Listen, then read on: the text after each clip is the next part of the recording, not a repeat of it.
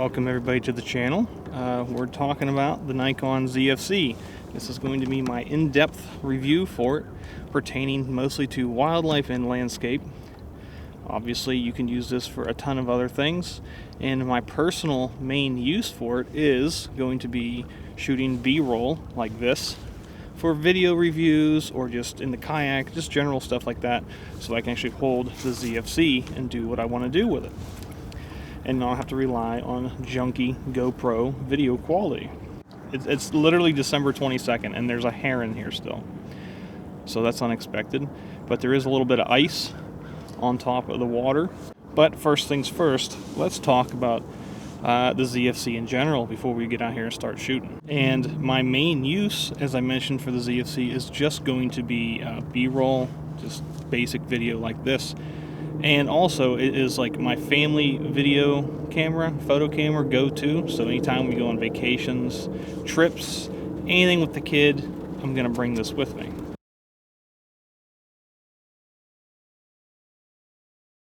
The only major problem I find with the kit lens is whenever you're using it on the Zfc, as you can see, the Zfc is very tiny, very, very tiny. It really limits you on your aperture. It goes like 3.5 to 6.3, something like that. It's in my bag. It stays in my bag for the most part. I use the full frame 40 f2 on this a lot. So the kit lens, it has 4.5 stops of VR. It is not weather sealed and it has a plastic lens mount. So yeah, but for a kit lens, it is relatively sharp. You don't have to worry about that too much. So this camera, the body itself, you could probably get it used on MBP, tongue twister, or Adorama, BH, whatever. I got mine for about $650 on eBay, and I'll put links in the description for the other places. And I am now affiliated with Adorama, so if you don't want to buy anything from Amazon, you're more than welcome to support the channel through Adorama purchases, and I really appreciate that.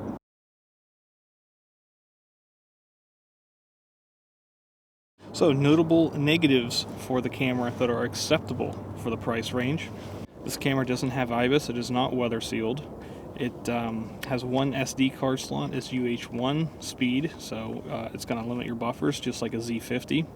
And also, it has a micro HDMI, which is not exactly ideal for doing videos and stuff. It only does 4K 30 and 8-bit H.264 with a maximum shutter speed of 1/4000th of a second.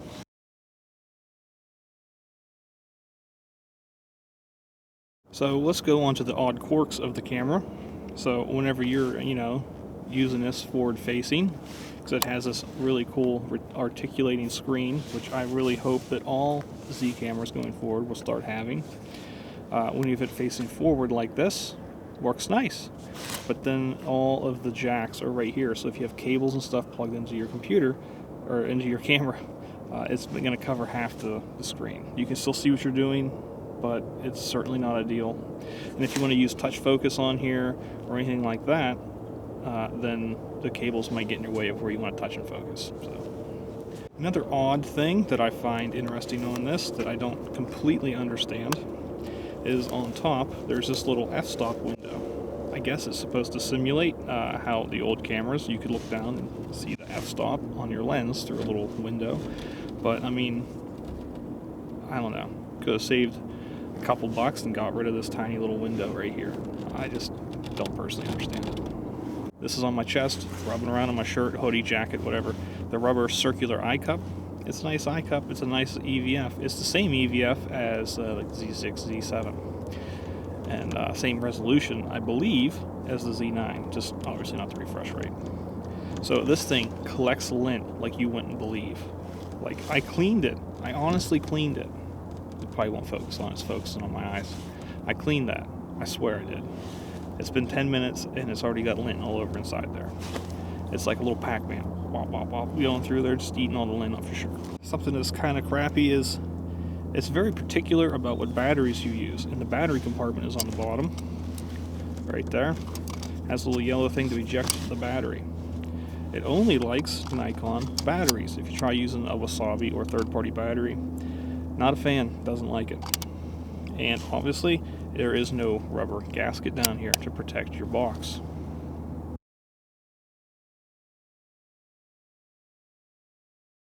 I got this strap off of a store on Instagram.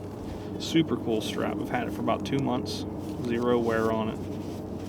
I'll put a picture for where I got this from and the name of the Instagram, so you can check their store out and get it. I think it was like, I don't know, 30-40 bucks. It's definitely nice, especially if you buy this used like I did and you don't have a strap anymore. And if you are going to be shooting large lenses like a 180 to 600, 7200, anything that takes 2 hands to shoot, one on the camera, one on the lens, highly recommend you get a grip for it. Now this is off eBay as well. It's hard to see, but this is African blackwood on here.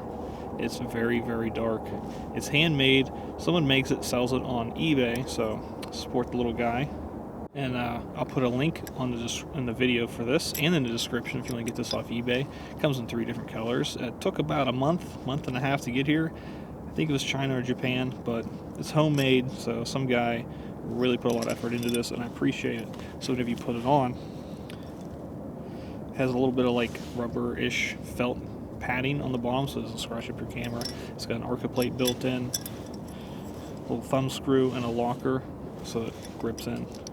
So when you put it on, definitely gives you a much improved grip on the camera, especially with someone with bigger hands like me. It is wonders to use that on a large lens. You gotta trust me on that. It's the only way to go. And it doesn't block your battery compartment either, so you can still get access to your SD card and battery.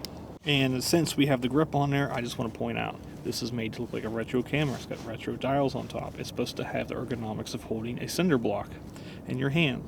Now, it doesn't feel as nice as, you know, a 1980s FM2 or anything like that. So, just get that out of your head. It's going to have terrible ergonomics and handling, okay? This is not a modern design camera. I don't want to hear any complaints about it, because that's all people say. Oh, it's got terrible ergonomics. You're buying it for the looks, okay? And it's got slightly upgraded internals compared to a Z50. And by that, I just mean maybe a little bit better video, obviously a better flip screen, and yeah, you just want the ergonomics. You can also rotate the back screen so you can't see it, so it looks like a film camera. But if you want to see the back screen, you can rotate it, put it back, and there you go. You got your back screen back.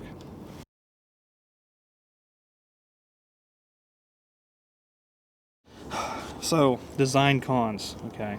A lot of design cons. Like I said, it's not built to induce any, this thing isn't going to survive Antarctica. It's not a Z8, a Z9, single-digit pro body DSLR. It's not a D500. It shares a sensor with the D500, but it's a little bit different because of it being a mirrorless. It only has one FN button on the front to program. So personally, I changed that program to silent photography. And then for regular photos, I remapped the record button so I could cycle through the autofocus types. Autofocus manual, continuous, or single is on the back, and autofocus versions are on the front wheel. So that works out pretty good for that one. You can't shoot this in full manual without using the ISO wheel. So with wildlife today, that is going to be kind of a pain. So we are going to leave it in auto ISO. Not a fan of that. Just for years and years and years, I've used full manual ISO, all that jazz. So it's going to be an interesting learning curve for myself. It is a magnesium body, but it has a plastic base, so it's not going to have the greatest durability, like I said. You can only record 30 minutes at a time for video for this, like you used to only be able to. They haven't firmware updated that so you can do more, so kind of crappy, but if you're going to do more than that, you can get a different camera, I guess, or just sit there and hit the record button when it's done. And one of the negatives for this that I'm going to miss from using the Z9, because we're using the Z9 right now, is it doesn't have animal eye AF outside of cats and dogs. So we're going to basically stick with dynamic area and just keep that on the subject and fire away. One thing I have noticed since I've had this for about 4 or 5 months is this like fake faux leather, whatever material this is right here. It's kind of like a super soft, not super soft, but it's like a softish, rubberish, I don't know. It could be real leather, but it's not. As soon as this stuff gets wet, it is so ungodly slippery. So yeah, definitely want a grip on there if you're doing anything serious beyond just family point and shoots and vacations and stuff.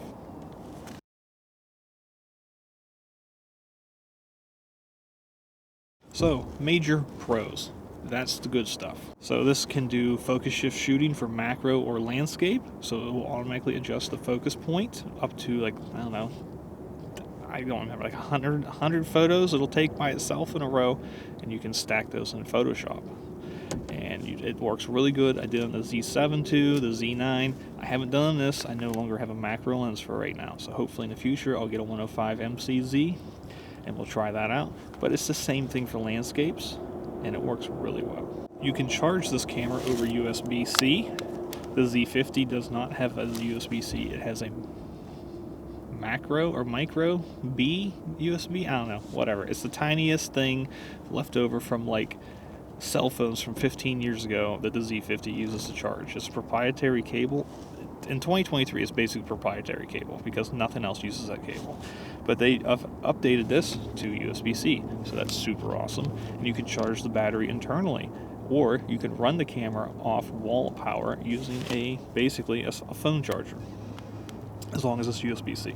The body itself only weighs 390 grams, so with the kit lens in this thing sitting on my RAM mount for the GoPro, it can still hold it and it doesn't sag or flop all over the place. So that's pretty cool. If you want to use this for a stand-in action camera and, you know, kayaks and stuff, anything that's not like whitewater rafting because it's not weather sealed. For family photos and portraits, the IAF for you know, humans, kids, toddlers, it's accurate, it's reliable. It's about as good as you're going to get for the class that it's in. One of the cool things for landscape photographers, if you can't afford full frame and you still want mirrorless, is this goes up to 900 seconds for doing landscape.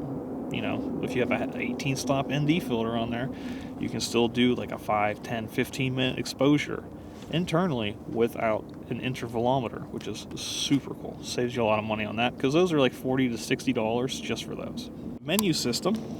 It is fully touchscreen on here, so whenever you go into the menus, like this, like those, all the menus are touchscreen accessible, so super awesome because it doesn't have the greatest ergonomics. You're probably not going to be using the wheel and the buttons a whole lot, so just using your finger on the screen is a blessing.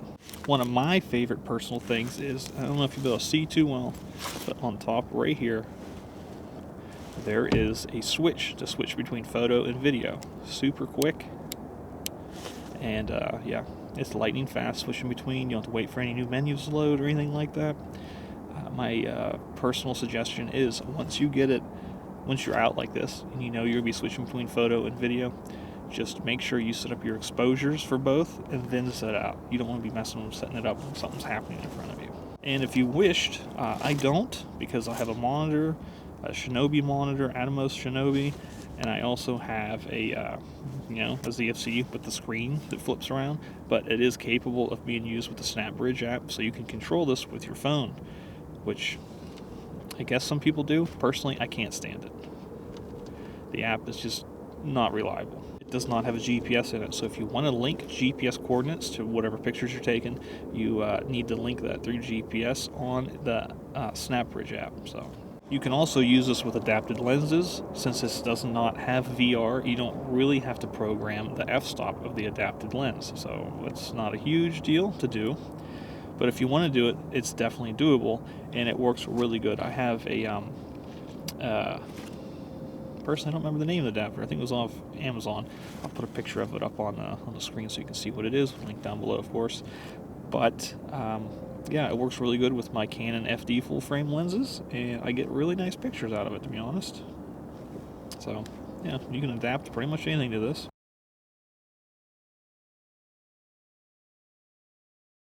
So whenever it comes to autofocus settings on this thing, my recommendation is if it's fast-moving, if you're doing sports, wildlife, anything like that, okay, what you need to do is set it to dynamic area. Looks like a little cross, okay? And then you need to do autofocus continuous, AFC. Then you can select between shoot once, 5 frames per second, and if you are in 14-bit, you can shoot 9 frames per second, and if you bump it down to 12-bit, I believe it's 12 frames per second. I'm not 100% sure. It's 11 frames per second. I had to check my notes. I use autofocus continuous even if the subject's not moving. That's just me. But if you're using people, obviously change it to auto area, small or large, and select people. If you're shooting continuous high plus, which is like the 9 to 11 frames per second, you will have a stutter effect. It'll be very hard to track fast-moving objects. So for today, we're shooting only 5 frames per second. That way the EVF can keep up with what we're doing. At 14-bit, at 9 frames per second, high continuous plus, I've gotten about 40 frames. So you get about, 4 seconds of buffer capacity. So not too bad for, a $600 basically entry camera.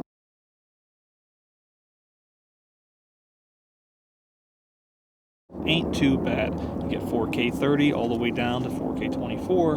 You get 1080p. You also get 1080p 120 frames per second, which is going to be a little on the soft side because it's 1080p. It does have built-in stereo microphones somewhere. They're kind of hard to see, to be honest. They're literally right here. They're underneath the Nikon logo on this little lip.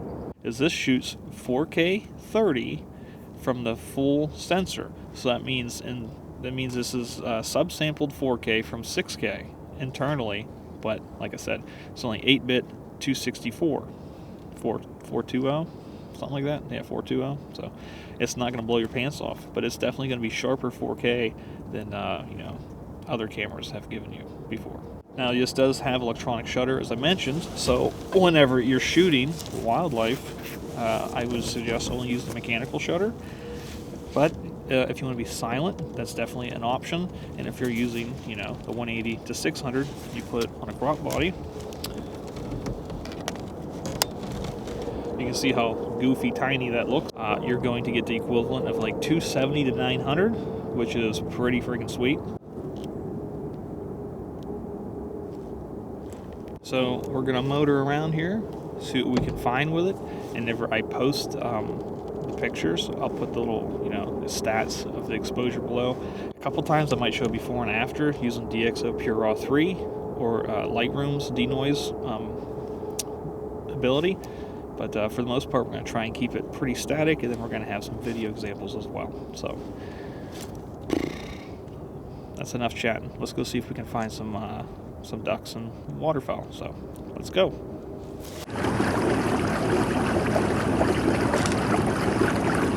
I see a whole bunch of something up there on the surface of the water, and I just checked the map. It's about a mile away, so we're gonna try and speed up and get up there, at some point through the day, because it's not like this boat's the fastest thing in the world, but sure beats paddling a mile just to go take pictures. What we're going to use to record the camera EVF is the rusty trusty old Z-Cam IP-Man Gemini, and I've used this about 1,000,000 times. There's a video on that if you want to check it out. It's definitely one of the easiest, cheapest ways to record your EVF if you're using an Android phone.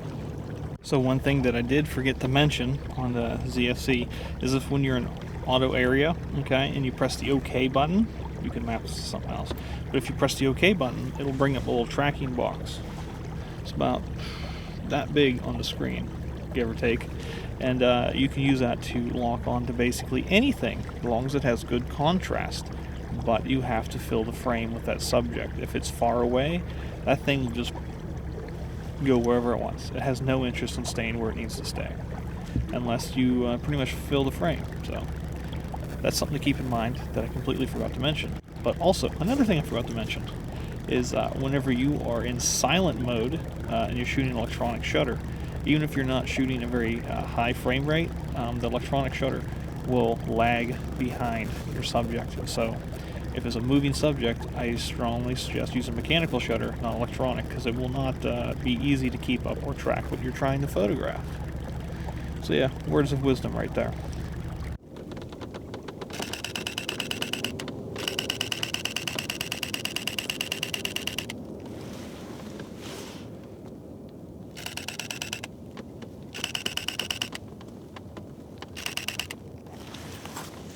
just trying to catch 3 birds that flew by, one after another. I was basically having the camera right up against the buffer in high continuous plus.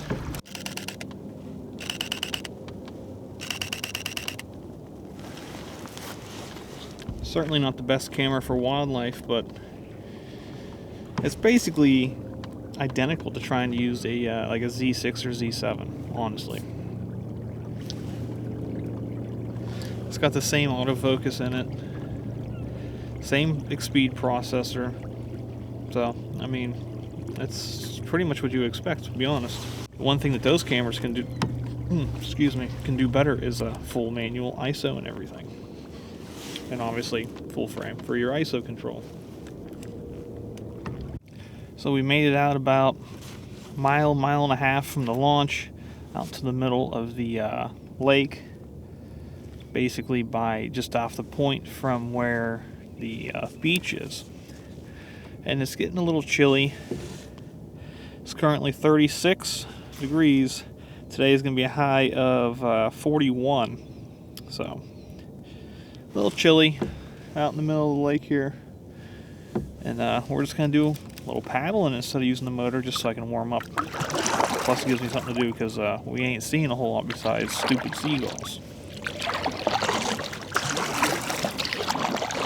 So we're just going to go up here, go through the inlets on the way back to the launch, and see if we can't find any ducks, because haven't really seen much. We've seen enough to get a taste of the autofocus tracking, different settings, frames per second, EVF refresh rate, buffer, battery, all the the stuff that actually matters. But it's just not fun shooting seagulls. So we're going to see if we can't find a little bit more of my speed, some waterfowls, ducks in flight, that kind of stuff. So back there we had some graves, at least it looked like graves. It's kind of hard to get a identification through the EVF with the tinted glasses because the Zfc EVF is not as bright as the Z9. So if you have transition lenses or sunglasses, it's a little hard to judge exposure, but if you just use the exposure meter like we've used for the last 50 years, you'll be good to go. And as you can see, this water is like immaculate. It's perfectly flat. It's crazy.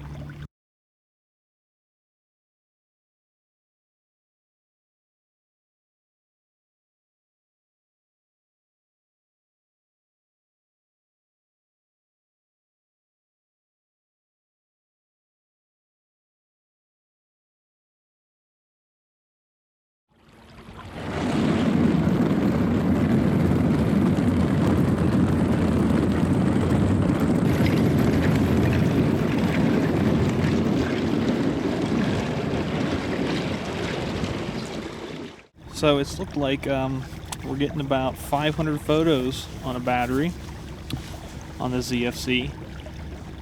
Now it is a little chilly. I have left the camera in standby maybe half the time of the past, I don't know, hour and a half. So 30 minutes it's been standby.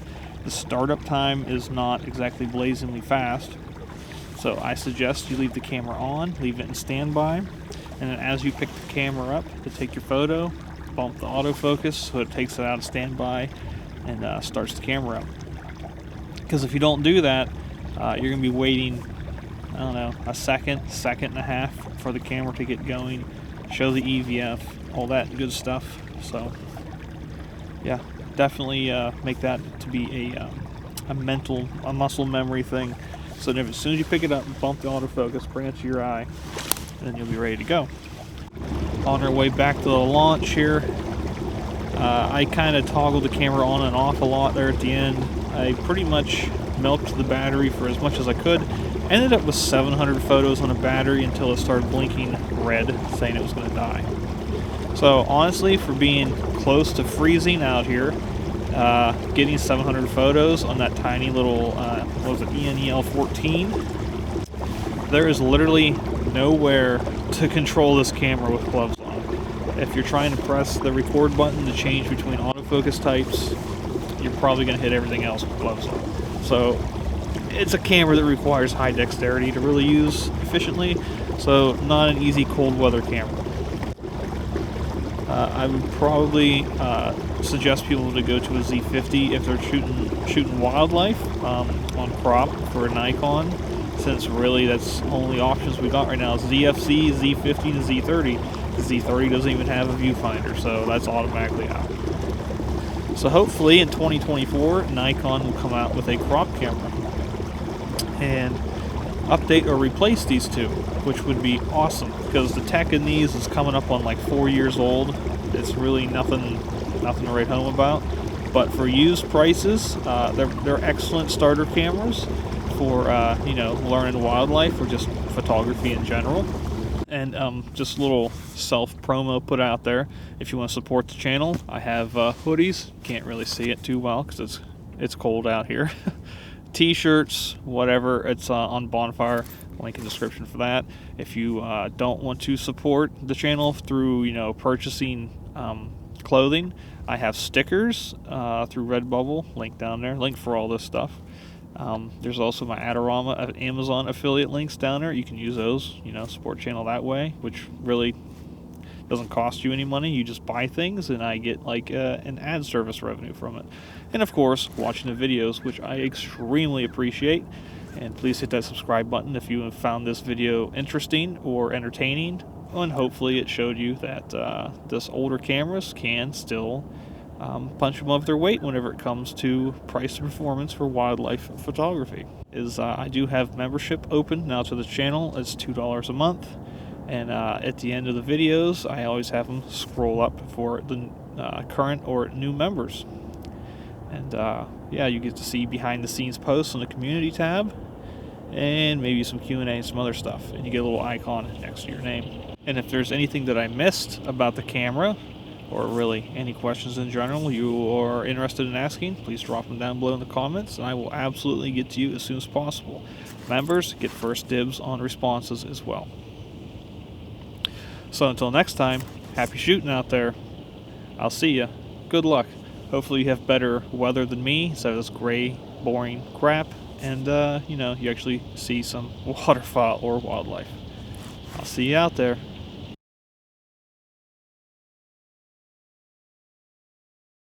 Literally in the middle of in the middle of the lake, and I'm getting spam calls. For the 50th time, National Police, whoever they are, National Police, asking for donations. Oh yeah, brilliant of me. I forgot my notes at home. I literally had them in my backpack. I put something in the backpack so I wouldn't forget that, and I took the notes out. So, brilliant move.